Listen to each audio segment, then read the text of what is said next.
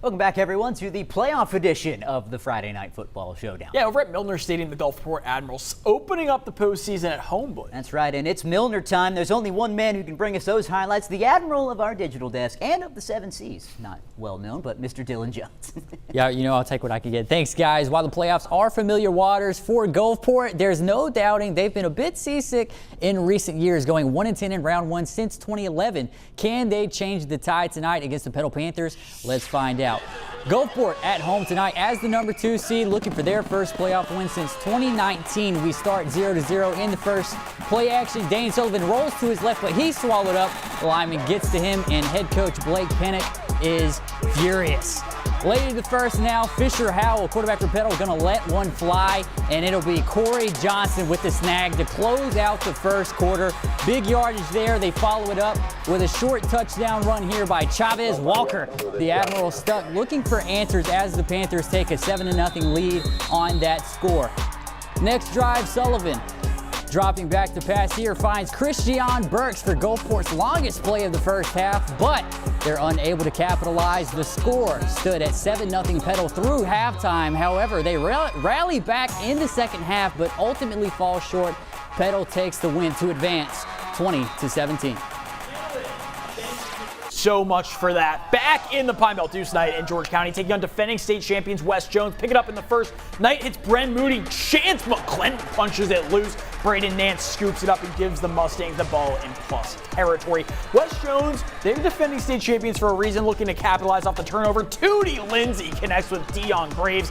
He gets them into manageable field goal range, and here comes Alexis Avalos, who trots out, and his chip shot field goal is good to give the Mustangs the lead. However, Deuce and company got it going as they knock out the reigning state champs in 6A, 26-22. Staying up that way, Biloxi on the road as well, taking on the Oak Grove Warriors. Early on, Warrior quarterback Kellen Hall. This one's going to be a tough uphill battle for Biloxi, but Kellen Hall gets the snap, hands it off to Kylan Champagne, pops the cork, pushes his way through the Indian defense, gets down just shy of the end zone. Indian defense standing tall, 4th and goal incoming for Oak Grove, and they're deciding they don't want to win this by field goals. They want to win this by touchdowns. Oak Grove deciding to go for it, all scrambling all around. This is 4th and goal, eventually going to look downfield, finally finds Anson Lewis in the corner of the end zone waiting for a Warrior touchdown. A little bit later, Indians have the ball now, looking to get back on the board. Wyatt Pyron gets the snap, hands it off to Jalen Anderson. He's going to do the rest, runs that all the way to the house, getting the Indians on the board with some points early on. But Oak Grove going to outlast Biloxi. They take this one 34-20 and are moving on to round 2. Hall looking like Kyler Murray there, Blake. The D'Iberville Warriors up in the Jackson area to take on Brandon. The Bulldogs always a perennial threat to capture the state championship, and the Warriors were leading early in this one. However, CJ Martin gets in to tie the game at 7. Later, Sladen Shack, heck of a football name, feeds Tyson Robinson. Room to run the sideline, avoids a couple Warriors, and he goes full steam ahead, choo-choo in the end zone for a touchdown. The Warriors, they're a resilient group, though. Jordan Wally sends a sky-high pass downfield. That's tight end Malachi Knight, who holds it in to set D'Iberville up in the red zone. Wally would take care of the rest himself, but this one was all Bulldogs. Brandon goes on to win it, 43-28.